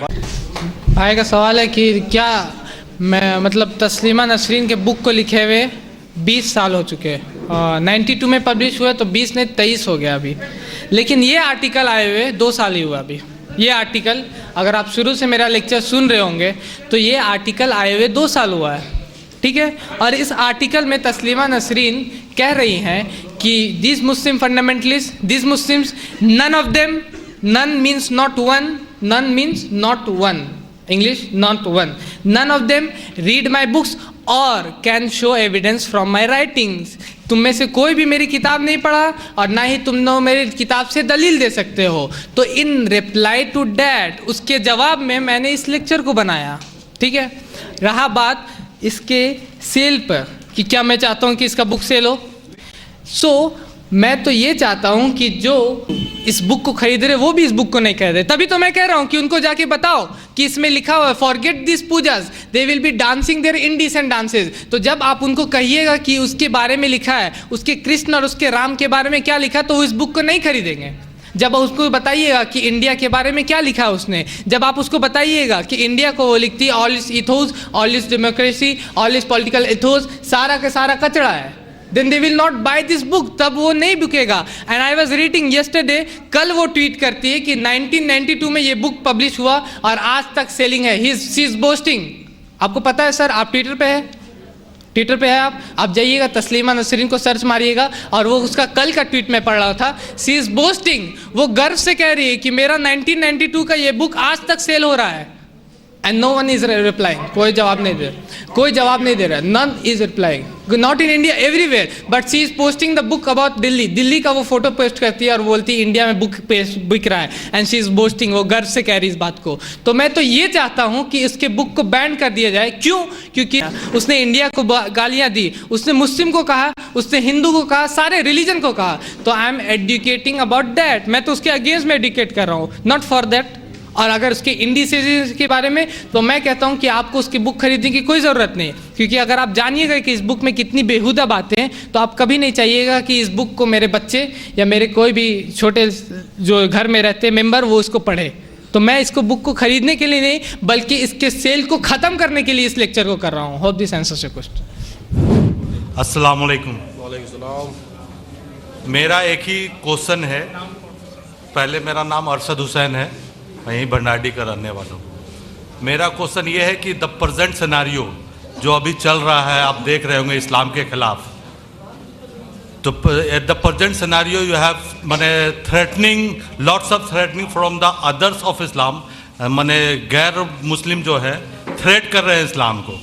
इसके बारे में आपका क्या कहना है? How we present as a Islamic person, how we present as a Muslim person in front of that? Thank you. भाई का सवाल है कि आज के सिनेरियो में जो थ्रेट है मुस्लिम को, उसको कैसे सॉल्व किया जाए, उसको कैसे हम प्रेजेंट किया जाए। थ्रेट हो या ना हो, आपको थ्रेट हो, कोई आपको ख़तरा हो या ना हो, अल्लाह ताला आपका ड्यूटी फरमा रहे हैं, कुन तुम खैरा उम्मतिन उखरिजत लिन्नास, ए मुस्लिमों तुम लोग बेहतरीन उम्मत हो जो लोगों के लिए निकाले गए हो। क्यों? क्योंकि हमारे पास कोर्ट है, क्योंकि हम बिरयानी बना सकते हैं, क्योंकि हम खाते हैं, क्योंकि हम गोरे हैं। क्यों अच्छे हैं? तअमुरूना बिल मारूफ व तनहौना अनिल मुनकर व तुमिनूना बिल्लाह, कि तुम लोगों को भलाई का हुक्म देते हो, बुराई से रोकते हो और अल्लाह पे ईमान लाते हो। ठीक है, ये हमारा ड्यूटी, अल्लाह ताला ये ड्यूटी दे रहे। सूरह आल इमरान सूरह नंबर 3 आयत नंबर 110 में ये हम लोग का ड्यूटी है कि हम लोगों को बताएं इस्लाम के बारे में। This is our duty. और क्योंकि हमने इस ड्यूटी को लेना एक तरह से पूरा का पूरा छोड़ दिया है, एज एन उम्मा हमने इस ड्यूटी को छोड़ा हुआ है, एंड वी आर वर्किंग, हम लोग बिजी अपने आप में, उसके वजह से बाहर से अब थ्रेट आ रहे हैं। क्यों नहीं आएंगे?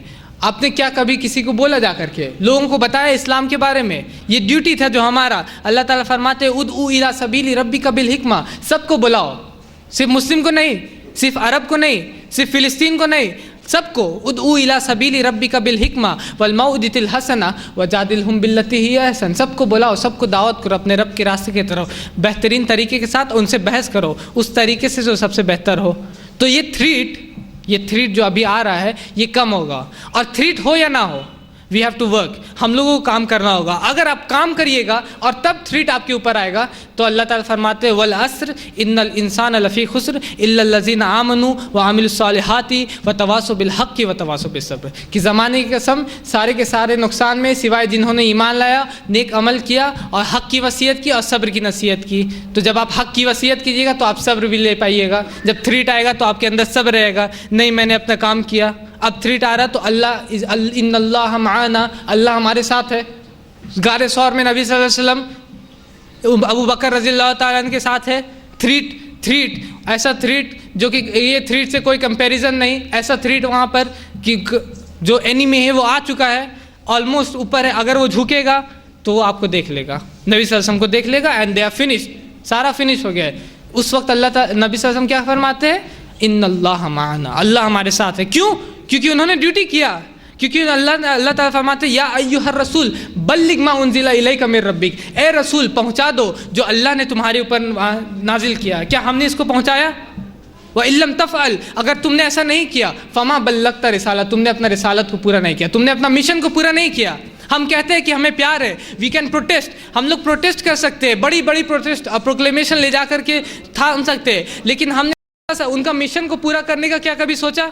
क्या ये बात को सोचा कि क्या जब ये चीज़ हम लोग उन तक नहीं पहुंचाएंगे तो अल्लाह ताला फरमाते फमा बल्लगता रिसाला, तुम्हारा रिसालत पूरा नहीं हुआ, तुम्हारा मिशन इनकम्प्लीट हो गया, मिशन इनकम्प्लीट।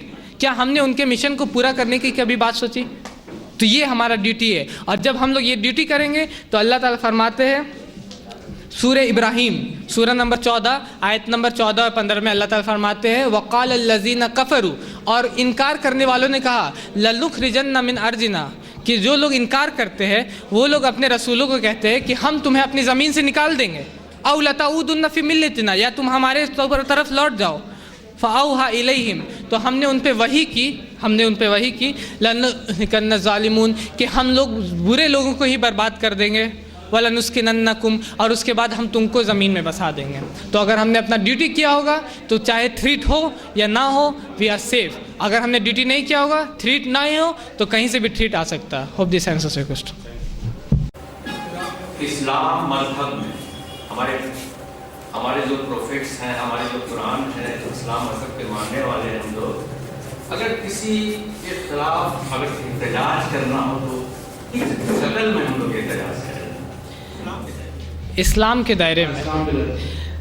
देखिए, अकॉर्डिंग टू सिचुएशन के हिसाब से, मान लीजिए अभी कुछ दिन पहले एक शख्स है, वो नबी सल्लल्लाहु अलैहि वसल्लम के बारे में कुछ कहता है, और इट्स नेचुरल, वो नेचुरल है कि अगर मैं कहूँगा ये मेरा रुमाल है, इसको ले करके आप बाहर जाइएगा और इसको अपने पैरों के नीचे रौंदिएगा, कोई आपसे कुछ कहेगा?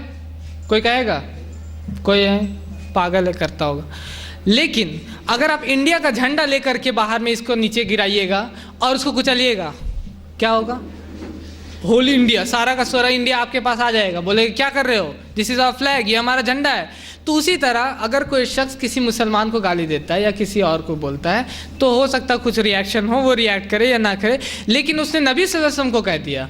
और अल्लाह ताला फरमाते हैं अन नबी उला मिनल मुमिनीन, कि नबी मोमिनों को अपनी जानों से भी ज़्यादा है, उनके आगे है। कि हम लोग वी एज ए मुस्लिम, हम लोगों को कुरान में अल्लाह ताला फरमाते वो हमारे लिए हमारे जान से भी ज़्यादा प्यारे है। तो जब उनको कोई कुछ बोलेगा तो इट्स नेचुरल, वी रिएक्ट, हम लोग रिएक्शन करते हैं। तो अब उसको प्रोटेस्ट कैसे किया जाए? तो मैं कहता हूँ कि protest in the best way, जो सबसे अच्छा, जो फ्रूटफुल हो, ठीक है। अगर आप प्रोटेस्ट ऐसा कीजिएगा, मान लीजिए डेनमार्क ने नबी सल्लल्लाहु अलैहि वसल्लम का कार्टून बनाया, ठीक है, गलत तरीके से, तो उसका प्रोटेस्ट में हम लोग कुछ करते हैं। तो Saudi Arabia as a country मिल के उन्होंने डेनमार्क का सारा प्रोडक्ट को बैन कर दिया, बोला we will not use it, हम लोग उसको यूज़ नहीं करेंगे। वो लोग अपने औकात में आ गए 2-3 दिन के अंदर। उन्होंने कहा कि नहीं हम लोग इसका मना करते हैं, वी आर अगेंस्ट दैट। 3 दिन के अंदर जब वो लोगों ने बैन किया तो this is also a form of protest, ये भी प्रोटेस्ट का फॉर्म है।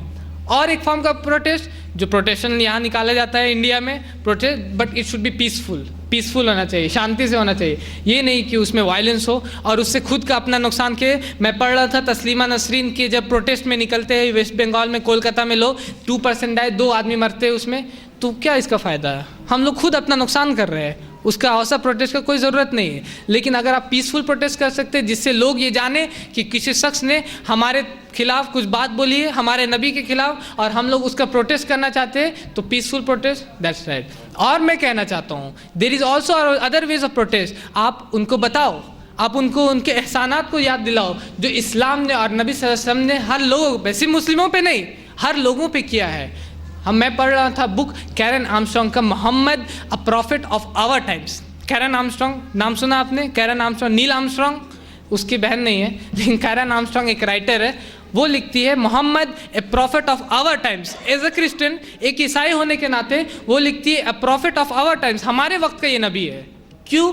और एक और शख्स है खुशवंत सिंह, आपने नाम सुना खुशवंत सिंह का? ये भी राइटर है, वो भी आर्टिकल लिखता है प्रॉफिट मोहम्मद। इसी बुक को पढ़ने के बाद prophet Mohammed a saviour of our times, हमारे वक्त का मसीह है ये prophet Mohammed, he is a मसीह ऑफ आवर टाइम, हमारे वक्त का एक सेवियर है। तो उन लोगों को बताओ कि क्यों वो मसीह है, किस तरह आपको लोगों को बचाना चाहते हैं, वो किस तरह द सॉल्यूशन फॉर टेररिज्म, कि आतंकवाद का सॉल्यूशन वो इसमें दे रहे हैं, अल्लाह उनके जरिए दे रहे हैं। चैप्टर नंबर 5 वर्स नंबर 32 में डाउरी देश, मैं कल के पेपर में पढ़ रहा था, आज भी मैंने पढ़ा है कि डाउरी दहेज की वजह से औरत को इस साइड एरिया, गिरिडीह के एक साइड एरिया की एक औरत को मार दिया जाता है, एक औरत को। उसके सॉल्यूशन क्या है? चैप्टर 4 वर्स नंबर 4, इसमें वो सॉल्व कर रहे हैं, उसकी सॉल्यूशन दे रहे हैं, the solution for racism. America जैसे नेशन में शूटिंग्स हो जाते हैं और एक काला और गोरापन का वहाँ पर राज है, गोरा लोग काले को मार रहे हैं। अमेरिका जैसे नेशन में, सुपर नेशन वो कहते हैं, वहाँ पर रेसिज्म है। सॉल्यूशन फॉर रेसिज्म, या अय्युहन्नासो इन्ना खलकनाकुम मिन ज़करिन व उन्सा, हमने तुमको एक माँ और एक बाप से पैदा किया, फिर तुमको गिरोह और कबीलों में बांट दिया। बताओ उनको, दावा, डू दावा, उनको बताओ। दिस इज़ द, मैं कहता हूँ कि ये सबसे अच्छा प्रोटेस्ट का तरीका है। उनको बताओ, उनको एहसानात याद दिलाओ जो इस्लाम ने किया है, जो इस्लाम और नबी सल्लल्लाहु अलैहि वसल्लम ने हर लोगों पे, सिर्फ हमें नहीं, पूरी की पूरी दुनिया पे किया है। आपको पता है तस्लीमा नसरीन ये बुक जो लिख रही है, ये है माइनॉरिटी और मेजॉरिटी, दो पॉपुलेशन है, माइनॉरिटी में कोई रहते हैं, मेजॉरिटी में रहते हैं, उसमें लड़ाई हो जाता है, तो वो कहती है दिस इज़ इस्लाम, ये इस्लाम की वजह से लड़ाई होती है, ये बुक की वजह से। मैं अभी कुछ दिन पहले पेपर पढ़ रहा था, CNN news international news channel CNN, वो लिखते हैं अफ्रीका में बुरुंदी, एक जगह है बुरुंदी, वहाँ पर लड़ाई हो गया है 2 ग्रुप में, मेजॉरिटी माइनॉरिटी, ये 2 ग्रुप है। मेजॉरिटी का नाम है हुत्सी, माइनॉरिटी का नाम है तुत्सी। नाम में हार्ड है, मैं बहुत मुश्किल से याद किया, हुत्सी तुत्सी, वो माइनॉरिटी, और दोनों में लड़ाई हो गया। And the UN can't solve, वो उसको सॉल्व नहीं कर पा रहे, किस तरह इसको सॉल्व करे, क्योंकि देयर इज़ नो रिलीजन, धर्म नहीं है। तस्लीमा कहती धर्म लड़ाई, मैं कहता हूँ कि अगर if there had been religion, अगर धर्म होता तो वो उसको सॉल्व कर सकते वहाँ पर, लेकिन if there is no religion, कोई सॉल्यूशन नहीं, वो लोग लड़ते जाएंगे। इस्लाम आपको सॉल्यूशन दे रहा है, तो उनको बताए ये आपके पास सॉल्यूशन है, उनको अपने इस्लाम के और नबी सल्लल्लाहु अलैहि वसल्लम के एहसानात के, this is the best way of protest मेरे हिसाब से। Hope this answers your question.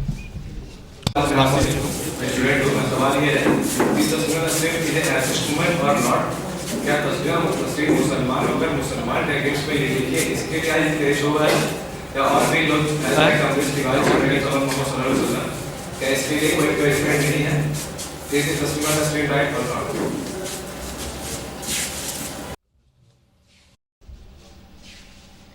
भाई का सवाल है कि क्या तस्लीमा नसीम मुस्लिम होकर ऐसा लिख रही है तो इसलिए उसका क्रेज़ है।